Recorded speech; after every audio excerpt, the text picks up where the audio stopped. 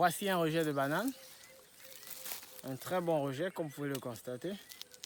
Après, comme il a été un peu usé avec le temps et son transport dans ce sac, vous allez justement retirer les feuilles, le feuillage qui le recouvre, qui est un peu abîmé.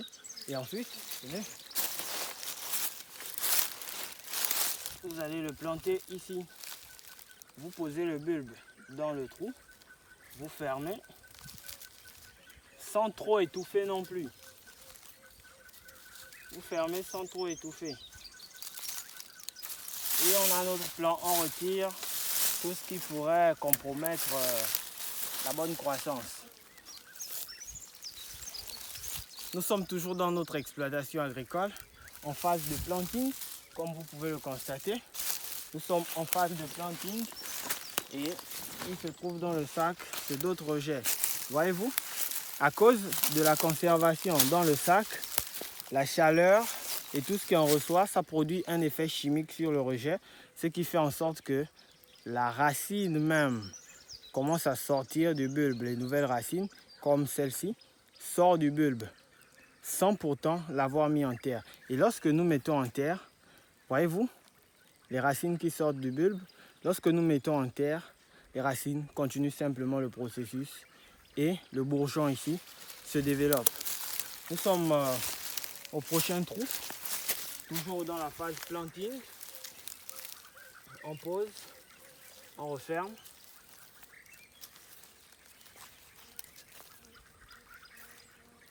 Au prochain, on pose et on referme. Nous avons préalablement creusé les trous. Comme je vous l'ai dit, ici on fait du 2 mètres sur 3. 2 mètres entre les plants, là il y a 2 mètres et entre les lignes il y a 3 mètres. Ici c'est déjà planté, tu peux filmer. Vous ne pouvez pas vraiment voir parce que les rejets ont à peu près la même couleur que le feuillage que vous voyez au sol. Donc vous ne pouvez pas vraiment voir. Mais si on approche, vous constatez, ça c'est un rejet. Pour l'instant, il vous a l'air abîmé, mais il va très vite se développer. Je repasserai vous montrer l'évolution. Voici un autre. En voici un, ici. En voici un autre. Et filme la ligne, comment ça monte. Ça c'est une ligne de rejet. Une autre par ici. Par ici. Et il y en a d'autres qui sont alignés. Donc nous sommes toujours dans notre bananeraie. Nous allons vous montrer la suite des travaux.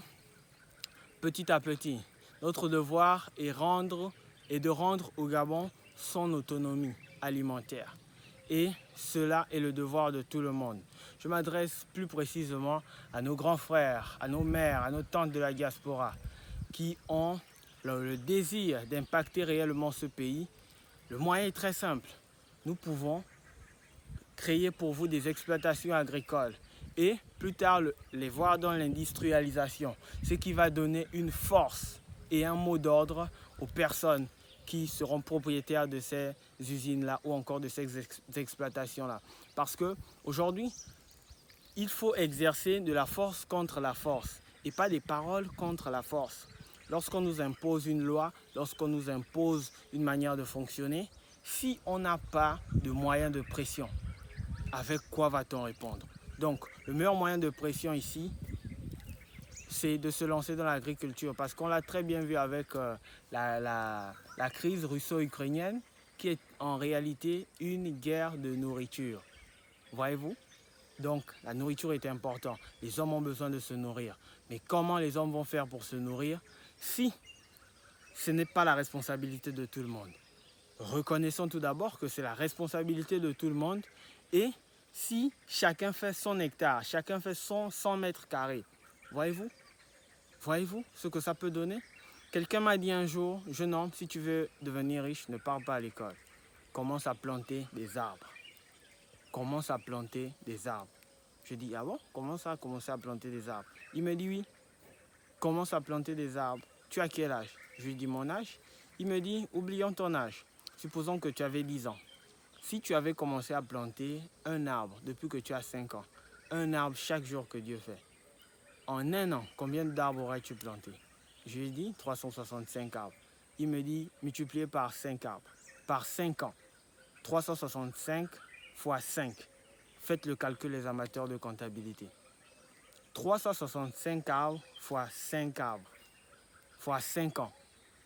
Donc, tu aurais planté probablement des milliers d'arbres en 5 ans. Et lorsque tu aurais 15 ans, tes arbres devraient commencer à te produire, à produire, à produire, à produire.